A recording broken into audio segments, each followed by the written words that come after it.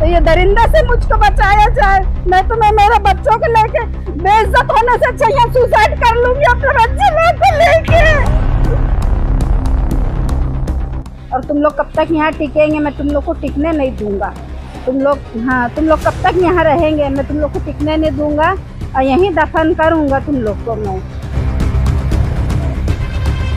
उनको बोला जाए, शिकायत सुनी जाए, मेरी फरियाद सुनी जाए, मेरी बेवा की बच्चों की फरियाद सुनी जाए। मुझको मदद चाहिए, बस हाथ जोड़ के विनती है, मुझको मदद चाहिए, मुझको मदद चाहिए, गुजारिश है, मदद चाहिए।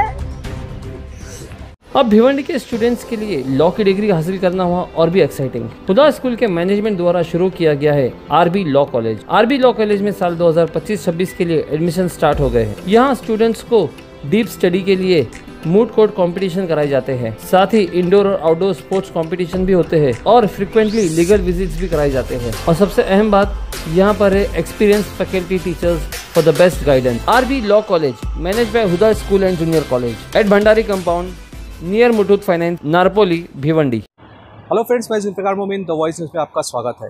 इस वक्त हम मौजूद है चाविंद्रा ग्रीन होटल के पास। मेरे पीछे आप अगर देखेंगे तो ये रईस मोटर गैरेज का जो बोर्ड नज़र आ रहा है। कुछ दिनों पहले आपने मामला देखा होगा कि रईस मोटर गैरेज पे जो रईस भाई थे जिनके नाम पे गैरेज थी, उनके इधर काम करने वाला एक बंदा उसके ऊपर कब्जा करना चाह रहा था।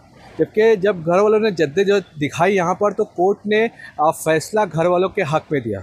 ऐसे में घर वाले यहाँ पर बैठे हैं और गैरेज को फिर से स्टार्ट करने की कोशिश कर रहे हैं। जो गैरेज में फ़िलहाल अभी जिनके हाथ पे गैरेज है वो बेवा है और उनकी 6 बच्चियाँ हैं। फ़िलहाल वो उचित पाड़े में रहते हैं और जब यहाँ से किसी वॉशरूम के लिए या फिर किसी काम से जब ये यहाँ से गुजरते हैं तो उनको जान से मारने की धमकी दी जाती है। और ये भी बताया जाता है कि उनके पास 500 तक के गुंडे हैं जो कभी भी इस गैरेज में हमला करके ये गैरेज को अपने नाम में कर लेंगे। ये सारे मामलात पर जब हमने घर वालों से बात करने की कोशिश की तो उन्होंने बताया कि क्या है मामला। साथ ही साथ उन्होंने एमएलए रईस शेख, महेश चौगले और बालिया मामा से भी गुहार लगाई कि उनको उनकी जान को जो खतरा है इससे इंसाफ मिले। क्या कहा घर वालों ने, आइए देखते हैं। तो अभी क्या परेशानी है आपको? तो ये परेशानी है कि यहाँ पे इतना बारिश का मौसम है, वॉशरूम के लिए हमको बाहर जाना पड़ रहा है। तो बाहर जाते हैं तो वो तरह तरह की बात बोलता है। कौन मतलब? इम्तियाज सिकंदर से तरह तरह की बात करता है। लड़की लोग को मैं लेके जाती हूँ, साथ में हम लोग रहते हैं, 2 जने 1 जने से जाएंगे। तो बोलता है कि तुम लोग को तो देखूंगा मैं, और धमकी देता है और तुरंत फ़ोन लगाने लगता है कि गुंडे बुलवाऊंगा, ये करूंगा, वो करूंगा। इतने आदमी है, 500 आदमी है, 300 आदमी है, तरह तरह की बात करता है। और तुम लोग कब तक यहाँ टिकेंगे, मैं तुम लोग को टिकने नहीं दूंगा। तुम लोग कब तक यहाँ रहेंगे, मैं तुम लोग को टिकने नहीं दूंगा और यहीं दफन करूंगा तुम लोग को मैं। तो मैं शिकायत कराई पुलिस स्टेशन वगैरह में? हाँ, तो ये आज अर्जी लेके गई थी मैं पुलिस स्टेशन में, साहब को दे के आई हूँ। अच्छा। हाँ, साहब को दे कर आई हूँ। आगे आप क्या चाहती है? मैं आगे ये चाहती हूँ, ये रईस शेख साहब और महेश चौगले साहब और बालिया मामा, ये तीनों जन मेरी मदद के लिए खड़े हो। मेरी न्यूज़ के ज़रिए उन तक के मेरा ये पैगाम पहुंचाया जाए। मैं उनके पास जा नहीं सकती, मेरा कोई ज़रिया नहीं है, तो मेरी बात उन तक पहुँचे है कि वो मेरी मदद करे। मेरे को बहुत धमकी मिल रही है, बाहर निकलना मुश्किल कर दिया है हम लोग का, लड़कियों का। मेरा एक ही लड़का है। ये इन लोग कब तक मेरे गरीब इंसान साथ देंगे? कल उनका भी चूल्हा चक्की चालू करेंगे ना। कब तक के गरीब इंसान का राशन पानी चलेगा? वो अपने घर पे चले जाएंगे, अपने काम धंधे देखेंगे। मेरे कारीगर, अगर मैं कुछ सोच रही हूँ यहाँ लगाने के लिए कि कल से गैरेज चालू करूँगी, कोई को बोलती हूँ तो बोलता है देखता हूँ कौन आता है यहाँ, कौन आता है। हाँ, उनको भी मना करता है, बोलता है देखता हूँ यहाँ कौन आता है काम करने के लिए। मैं ताला जैसे खुला पाऊँगा वैसे मैं भी अंदर घुस जाऊँगा। तो ये कि आदर्श नहीं मान रहा है, ये कोर्ट ऑर्डर का आदर्श नहीं मान रहा है।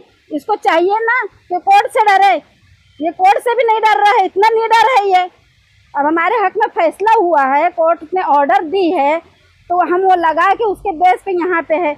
उसके अलावा पूरे और दस्तावेज है हमारे पास में, उसके ऊपर पूरे केसेस हुए हैं। हाँ, उससे सब पेपर देखे, हमारे पेपर देखे, उससे बात करे, वो चोर है उसको अंदर डाले। हमारे को खतरा है उससे ना।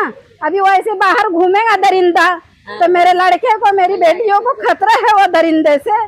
तो ये दरिंदा से मुझको बचाया जाए। मैं तो मेरे बच्चों को लेके बेइज्जत होने से चाहिए सुसाइड कर लूंगी अपने बच्चे लोग को लेके।